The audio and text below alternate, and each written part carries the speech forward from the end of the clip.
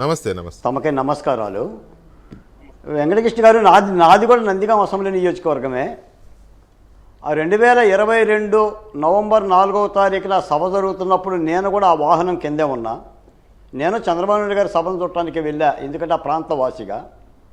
ఆ రాళ్ళదాడి జరిగిన తర్వాత అక్కడ భయానక దృశ్యం అవన్నీ కూడా మేము కళ్ళారా చూసిన ఒక ప్రత్యక్ష సాక్షిని. కాకపోతే మీరేమన్నారంటే ఒక ఎమ్మెల్యే ఎమ్మెల్సీ కూడా ఇలాంటి కుట్రలు చేయడానికి ఆస్కారం ఉందా బాలకోటయ్య అని చెప్పి మీరు అడుగుతున్నారు. మొండితోక ఇద్దరు బ్రదర్స్ కూడా నాకు పరిచితమే. వీళ్ళు నందిగాం అసెంబ్లీ నియోజకవర్గానికి వైఎస్ఆర్సీపీ ఎమ్మెల్యేగా పోటీ చేయడానికి ముందు జగన్మోహన్ రెడ్డి గారు మా కంచిశెల సర్పంచ్ గద్దె ప్రసాద్ గారి దగ్గరకు వచ్చారు. నేను గద్దె ప్రసాద్ గారి దగ్గరే ఉండేవాడిని, ఆయన అనుంగు శిష్యుణ్ణి. సర్పంచ్గా లేఖలు ఇవ్వండి, మేము ఎమ్మెల్యేగా పోటీ చేస్తామని చెప్పేసానంటే ఆయన తెల్ల కాగితం మీద అలా సంతకం పెట్టేసి నా చేతికి ఇస్తే గద్దె ప్రసాద్ గారు నేనే జగన్మోహన్ రావు గారి చేతికి ఇచ్చాను, వెళ్ళి పోటీ చేసుకోండి సార్ అని.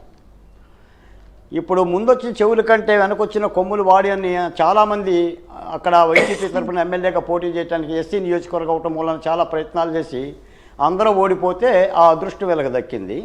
రెండో విషయం ఏంటంటే నందిగాం అసెంబ్లీ నియోజకవర్గంలో ఎమ్మెల్యే ఉండగానే జగన్మోహన్ రెడ్డి గారు మొండితో అరుణ్ కుమార్కి ఎమ్మెల్సీ ఇచ్చాడు. అంటే వాళ్ళిద్దరికి అంత ప్రాధాన్యత ఇచ్చారు. మొన్న ప్రభుత్వంలో కూడా చాలా ప్రాధాన్యత పవర్స్ వాళ్ళు పొందారు. తర్వాత మూడు రాజధానులని జగన్మోహన్ రెడ్డి గారి ప్రకటన చేయగానే ఆంధ్రప్రదేశ్లో ఏ ఒక్క జ్ఞానవంతుడు కూడా పాదయాత్ర చేయాల. 3 రాజధానులు కావాలని చెప్పి ఈ పాదయాత్ర చేసిన ఏకైక జ్ఞానవంతుడు ఈ మొండితో జగన్మోహన్ రావు గారు. నిజానికి ఆయన కూర్చున్న ఆఫీస్ దగ్గర నుంచి చేయి చాపితే అమరావతి అందిద్ది. అవును, ఆయన రైతు బిడ్డే. అలాంటి ముఖ్యమంత్రి యొక్క ఆయన యొక్క ఆశీస్సులు పొందాలని మరి పదవీకాంక్షతోనో లేదా మంత్రివర్గ దానిలో స్థానం కోసమో పాదయాత్ర చేశాడు ఏకంగా.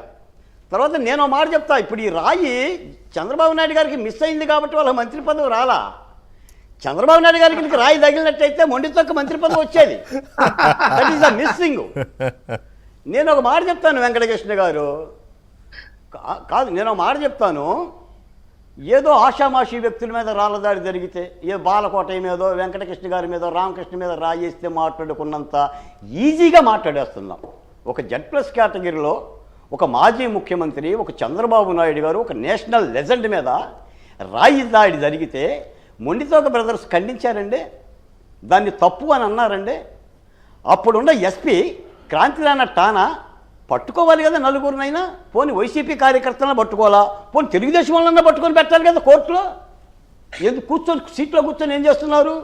నేను ఒక మాట చెప్తాను వెంకటకృష్ణ గారు, మీరు ఆలోచించండి.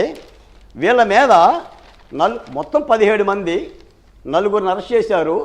4లో 3 ఎస్సీలు, 1 బీసీ. వీళ్ళని నిన్న కోర్టులో పెట్టారు. వీళ్ళు 3 బ్యాచ్లుగా ఈ వ్యూహం పన్నారు. వాళ్ళే చెప్పారు, మొండితో అరుణ్ కుమార్ గారి యొక్క వైసీపీ కార్యాలయం దగ్గర నుంచి వాళ్ళు చెబితేనే మేము చేశామని. నేను ఒక మాట అడుగుతా వెంకటకృష్ణ గారు, చంద్రబాబు నాయుడు గారి మీద రాయి వేయాల్సిన అవసరం ఎస్సీలకి బీసీలకి అంత అవసరం ఏముంటుంది చెప్పండి? వెనక ఎవడో ఒకటి రాయి ఇవ్వకపోతే, ఆ రాయి తాడేపల్లి నుంచి రాకుండా ఉండకపోతే ఎందుకు వేస్తారు చెప్పండి? పని పాట లేదా? మరి ఇప్పుడు ఏమనండి వెళ్ళి. ఇంకొంటే ఇందులో వీళ్ళ మీద పాత సెక్షన్ 324తో పాటు కొత్తగా సెక్షన్లో 120B నేరపూరిత కుట్ర, 5 కంటే ఎక్కువ మంది గుమ్మగూడటం, 307 హత్యాయత్నం, 324 ప్రభుత్వ ఉద్యోగిపై దాడి చేసి గాయపరచడం, 353 ప్రభుత్వ ఉద్యోగి విధులకు ఆటంకపరచడం, ఇలాంటి కేసులు పెడితే మీ రిపోర్టర్ అన్నాడు ఇప్పుడే నన్ను బయట, అన్నా నేను వార్త రాసినంతసేపు పట్టలేదన్న వాళ్ళకి బెయిల్ రావటం అని. ఈ సెక్షన్లో పెడితే ఒక జర్నలిస్టు వార్త రాసినంత టైం పట్టలేదండి బెయిల్ రావటం, రాత్రి బెయిల్ వచ్చేసింది. అవును. మరి ఇప్పుడు ఎమ్మెల్యే ఎమ్మెల్సీ మీద కూడా మీరు కేసు పెడతారు ఏంటంటే? ఏదో చుట్టపు చూపులాగా ఒక ఆయన అంటాడు, మీరు విచారణకు రావాలి, సిఐడి విచారణ కంటే నాకు కుదరదు, నేను విదేశాల్లో ఉన్న వారం రోజులు బిజీ, సజ్జల భార్గవరెడ్డి నేను రానుపోండి, ఆ ఆర్జీబీ నాకు కుదరదు. ఏంటి సార్ ప్లీజ్ అని బతిలాడుతున్నారేంటి విచారణ సంఘాలు? అయినా పోలీసు విచారణ ముఖ్యమంత్రికి, ఉప ముఖ్యమంత్రికి, మంత్రులకి సంబంధం ఏముందంటే చట్టం తన పని తాను చేయాలి కదా. ఒక నేరపూరిత స్వభావంతో నువ్వు నేరాలు చేసినప్పుడు చట్టం స్పందించి చర్యలు తీసుకోకపోతే రేపు ఇంకోటి రాయేడా? ఈ ఘటనల్లో పోలీసులు ఎందుకు బలమైన సెక్షన్లు పెట్టట్లేదా, లేకపోతే వాళ్ళకి బెయిల్ ఎలా వస్తుంది ఏంటి, ఇది వ్యాలిడ్ పాయింట్, నేను కాదనట్లా. అది నెక్స్ట్ లెవెల్.